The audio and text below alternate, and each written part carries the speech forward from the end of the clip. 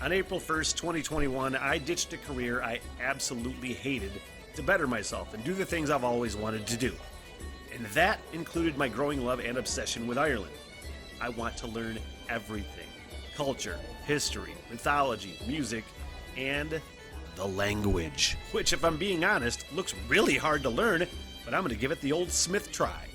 Then, of course, there is my love of pubs and the role that they've played throughout history, and no better example of that than on that beautiful, beleaguered island in the North Atlantic, Ireland.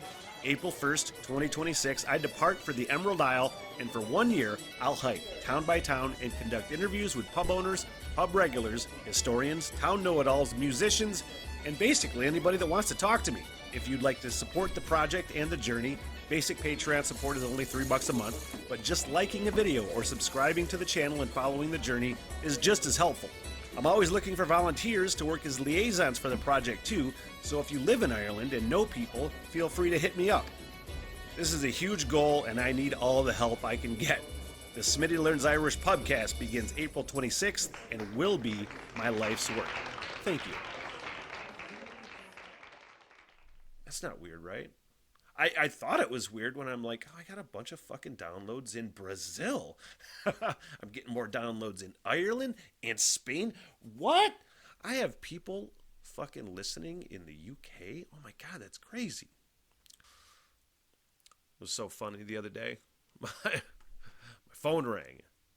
And I was like, usually I don't ever answer the phone if it is somebody I don't know, but there was something about this particular call. I'm like, I'm going to answer this. They're like, hi, Nate? Nathan? Yeah. Oh, hi, this is so-and-so from Loom in Kalkaska. How are you? I'm like, well, how are you today? Well, Nate, you just won a $200 shopping spree to our fine recreational marijuana store in the bustling metropolis of Kalkaska, Michigan. And I was like, no shit. Yeah, but the only caveat is you got to spend it all at once. I'm like, well, that won't be a problem. And I went in there. I think I got it a few weeks ago. I went in there the other day, and it was fucking glorious, man, because I had already bought.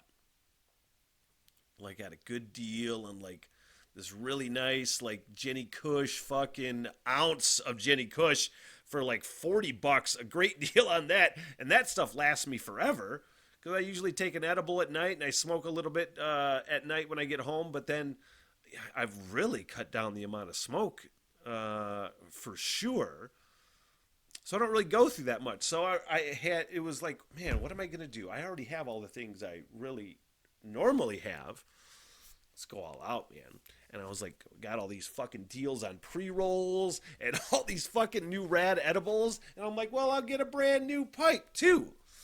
So I got a fucking fantastic deal from Loom and Kalkaska. I don't know, what was it, like the Fall Fest raffle or something like that? And I'm like, I don't remember entering anything. I think all you got to do is just, be a member. That's the thing too, where like there's actual rewards. It was like a rewards club member for weed. And it's fucking fantastic.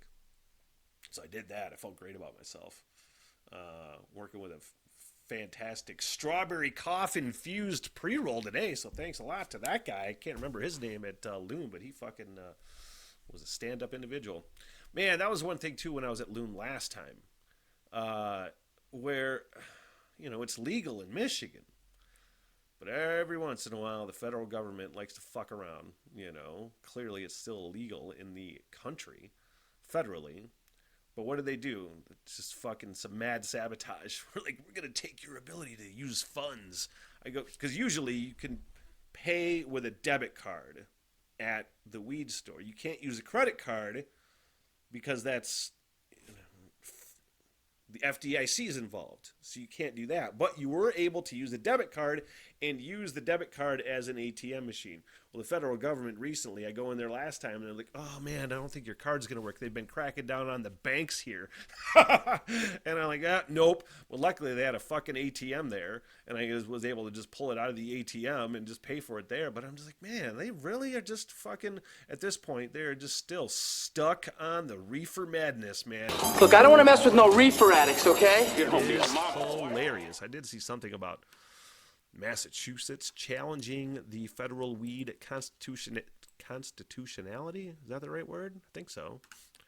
And I'm like, can we fucking please? You know, you fucking old curmudgeon fucks that have been in charge forever and are just kicking and screaming at the very idea that that works. It's like I don't want to say, because I have no proof, that new study that weed causes severe heart disease. I'm like, well, whatever.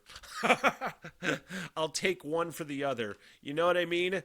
All the other shit I put in my body on a fucking daily basis in this country, from food to drink to all sorts of shit, all sorts of chemicals you're putting in your fucking body, all sorts of things. I'm not worried about fucking having a heart attack because I smoked fucking weed.